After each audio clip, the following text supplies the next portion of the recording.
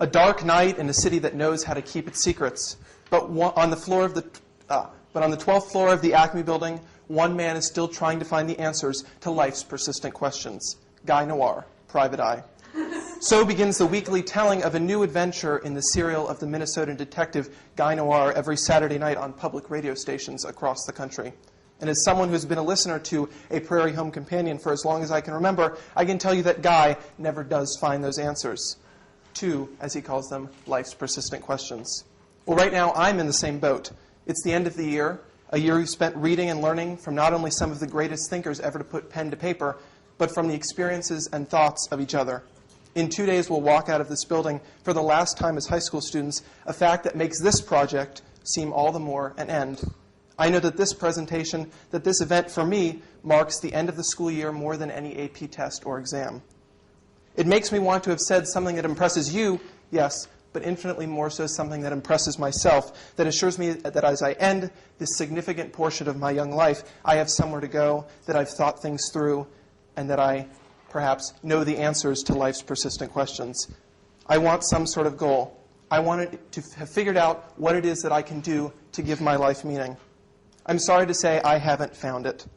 For example, I'm not as talented musically as Don Bizzacci. I don't know my career path like Hayatini. I can't tell stories like Miss D. I haven't read nearly as much Emerson as Donkey Kong. And I haven't watched Babe in 10 years. That will thankfully change today. And so if in all my thinking, and trust me, I've been thinking, I haven't found that thing, if I haven't found the action that makes my life meaningful, what do I have? Well, I've decided that the meaning of my life is not to act, not to do, but rather to be moved and to find ways to be moved. The heart of this meaning is probably my favorite quote that we've read all year.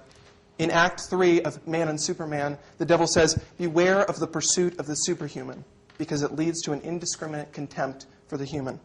It is the superhumans who act, who find their meaning in what they do. They have it figured out.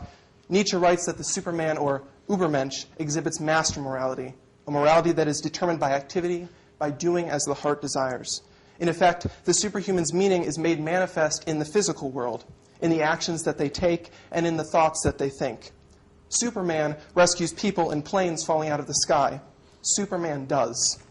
What Shaw reminded me is that in reality, I am not Superman, and I will never be Superman. That where you now see reform, progress, fulfillment of upward tendency, continual ascent by man on the stepping stones of his dead selves to higher things, you will see nothing but an infinite comedy of illusion. And I agree. It is on this premise that I find my meaning of life to be the yearning for being moved. One doesn't have to look far for the effects of a Superman mindset in this world. It comes to us from everywhere, including in school. How many times, including in the Senior Institute Day we all attended 3 weeks ago, have you heard a motivational speaker?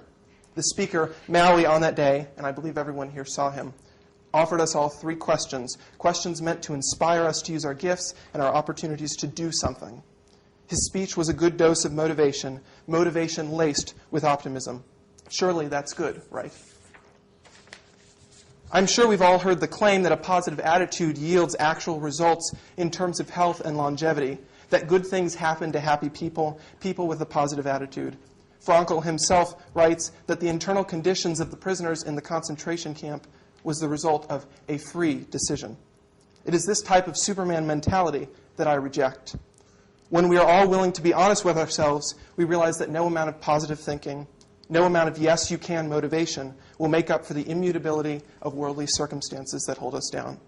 In the lives of individuals, a Superman mentality is unrealistic.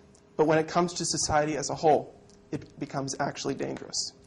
The constant course of society today is in the doing that brings us to a goal, a doing that has a focus on progressing forward. But I have to ask, where does this progress get us? Does it do us any good? Again, the superhuman does. The superhuman molds the world to his surroundings. We probably see this most evident in technological advance. But if what we have read this year teaches us anything, it is that science and technology is not moral or immoral, but rather amoral. For example, Freud presents us with the paradox that science creates as many problems as it solves and offers only cheap enjoyment. If we listen to Marx and Fromm, technology is partly and probably mostly to blame for the loveless, economically divided world in which we find ourselves. Both my great-uncle and my grandfather knew this. Both were conscientious objectors at times when progress seemed to be killing Nazis and commies. My great-uncle lived his life on the frontier, in the wilderness of Alaska, in the jungles of Honduras, and the plains of Africa. He was a fair trade hammock importer, a world champion dog sled racer, and a man who took his family from the city of Fairbanks, Alaska, which isn't much of a city anyway, into the wilderness to build his own cabin. And he was always trying to stay ahead of the latest push to industrialization. In his memoir, he wrote something that I think speaks to this point. Of course, there will always be those who can make long lists of all the ways the world has benefited from technological advances. They will ask, would I be willing to retreat in time and die of smallpox or polio or the Black Plague? Would I be willing to give up my car, my computer, the airplanes that have taken me all over the world? I would counter that I am not at all eager to die of the cancers and viruses spawned by the activities of the 20th century, or to live on a planet diseased and polluted by the manufacture of cars and airplanes and machines and the escalating burning of fossil fuel. From a shaky platform of faulty perspectives, we keep making trade-offs, and we keep making bad ones. We humans have not evolved consciously as fast as we have evolved technologically. In the same way, Shaw wrote, "This marvelous force of life of which you boast is actually a force of death. Man measures his strength by his destructiveness." Freud wrote of the will to pleasure, Nietzsche of the will to power, Frankl of a will to meaning, Beauvoir of the need for transcendence, and Schiller of the need for the diver in each one of us to discover our own horrors below, or what lays inside us, as if those theories, any of them, could define the overriding issue of human existence. It seems to me that none of them can work because they all, in some way or another, describe us as humans.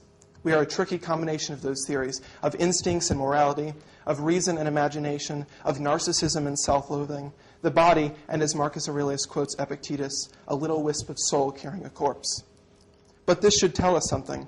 Hundreds of years of philosophers have tried to understand the nature of being a human. And as we have shown this year, each one is as capable as the next of being uninformed, illogical, and incomplete. The fact is, neither we nor those philosophers fully understand ourselves and are able fully to control our own devices.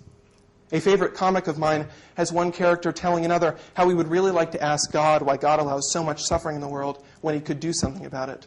The second character responds, "Well, why don't you?" The first then says, "Because I'm afraid God might ask me the same question." Just as we are unable to change our surroundings, most of the time we are unable to change ourselves, to galvanize ourselves to do what we know is right. That cartoon right there, for me, repudiates any idea that humans, past or present, across a lifetime or many generations, are able to change the world. The New York Times Magazine had an article 2 Sundays ago that contended, with impressive clinical evidence, that babies, infants, are capable of morality. That within us, from a very early age, we can tell right from wrong. That has impressive implications in my mind about whether you can contend that adults are capable of morality. Indeed, if infants can tell what is right from wrong and can mete out justice, as the article states they can, then it seems that everything we learn about ethics from infancy to adulthood is just the ability to rationalize and twist an absolute morality that existed in infancy. That far from becoming better able to handle the moral ambiguity that comes with technological advancement, we get worse. There is so much talk that as individuals and as societies, we are a force for good, that as long as we trust ourselves, believe in ourselves and our strengths, we can do anything. But it is important to realize, and important for me in my life to remember, that we can't, that we're not superhuman. My preliminary studies in economics this year have taught me that there are always costs, that to do anything, something must be given up. We can redirect those costs, shift them to a later date, even lessen them for certain activities. But the fact of the matter is that those who make the decisions, those who make the trade-offs, those who pay for the costs are human, who will make mistakes. The world will present us with new challenges as long as we are alive. We will never live in a perfect society, free from fear, want, disillusionment.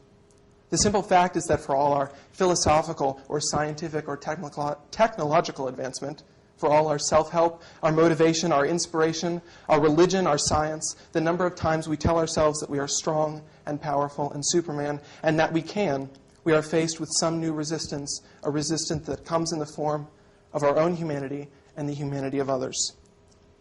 I don't believe that any meaning I have will do anything. I will never be Superman, and I don't want to be. I want to be moved.